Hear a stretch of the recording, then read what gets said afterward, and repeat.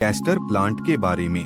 Castor plant देखने में भले ही बेहद अच्छा लगता हो, लेकिन इसे दुनिया का सबसे खतरनाक पौधा माना गया है।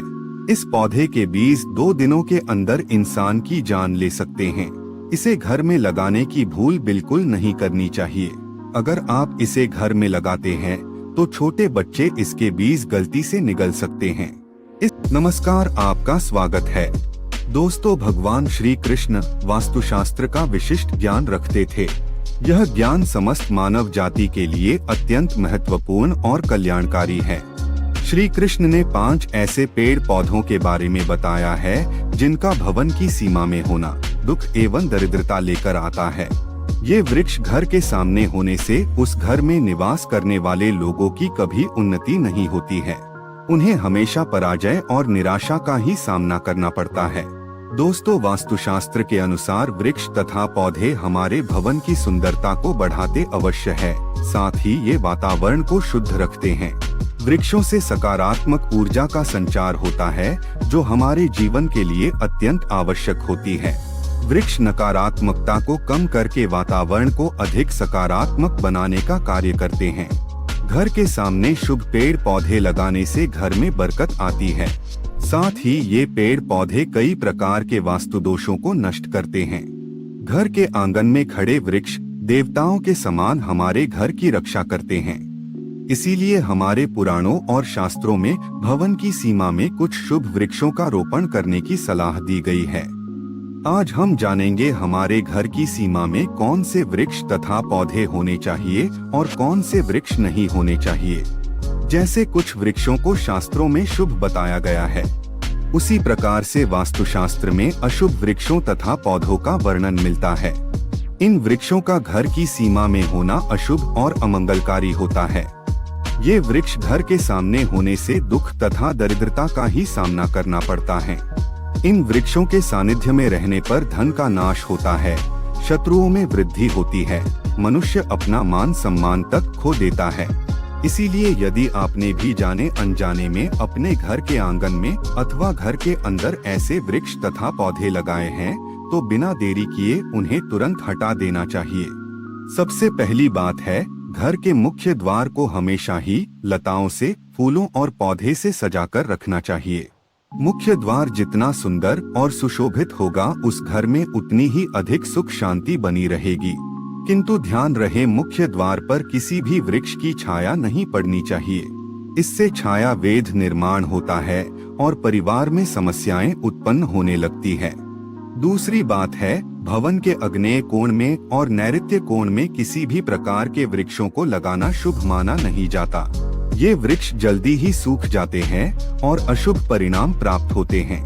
तीसरी बात है, घर की उत्तर दिशा में पाम और कनक चंपा का पौधा लगाया जाता है तो धन में वृद्धि होती है। चौथी बात है, यदि घर का मुखिया व्यापार करता है तो उसे घर की सीमा में नीम और बेल के वृक्ष का रोपण करके उनका पालन पोषण करना चाहिए। इससे उनके व्यापार में अधिक लाभ प्राप्त होता है। पांचवी बात है, भवन के परिसर में कहीं भी ऊपर की तरफ जाने वाली लता बहुत ही शुभ परिणाम देती है, किंतु अगर लता ऊपर से नीचे की तरफ आती है तो अधोगति होती है और दुख भोगने पड़ते हैं। यदि इस स्थान पर कोई मनी प्लांट लगा हुआ हो तो और भी अधिक शुभ फल मिलते हैं। छठी बात है, केले का पेड़ भवन के लिए बहुत ही अधिक शुभ माना जाता है, लेकिन इसे घर के पीछे लगाना चाहिए। यदि इसे घर के सामने लगाना हो तो तुलसी के पौधे के पास लगा सकते हैं।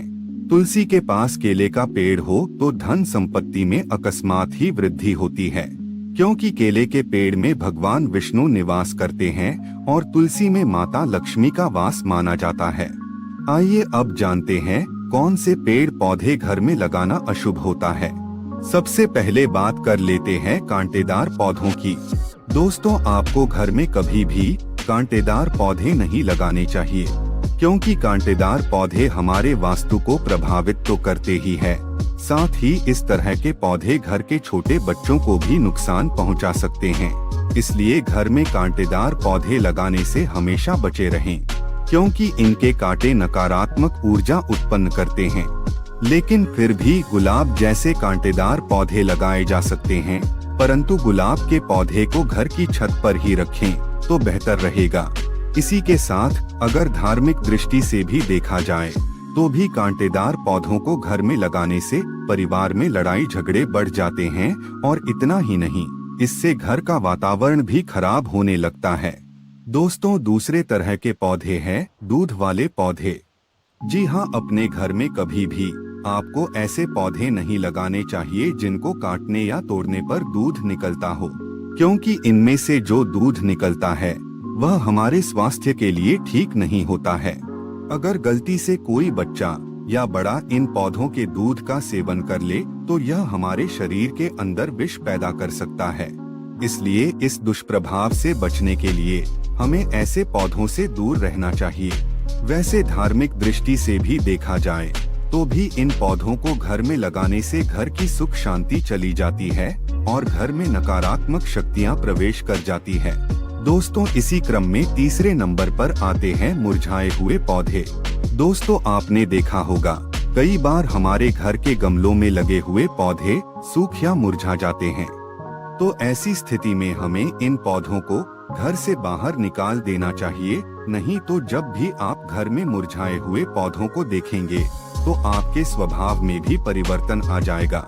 इसलिए घर में कभी भी सूखे हुए पौधे ना रखें, उन्हें तुरंत बाहर निकाल दें। खासकर सूखा हुआ तुलसी का पौधा घर में कभी नहीं रखना चाहिए। तुलसी का पौधा हमेशा हरा भरा रहना चाहिए। सूखा हुआ तुलसी का पौधा दुर्भाग्य लेकर आता है। शास्त्रों में कहा गया है, जिस घर में तुलसी का पौधा सूख जाता है उस घर से लक्ष्मी चली जाती है। चौथा पौधा है बोनसाई का पौधा। दोस्तों, शायद आप बोनसाई पौधों का मतलब नहीं जानते होंगे, तो हम आपको बता दें कि यह वे पौधे होते हैं जो किसी भी बड़े पेड़ का छोटा रूप होते हैं।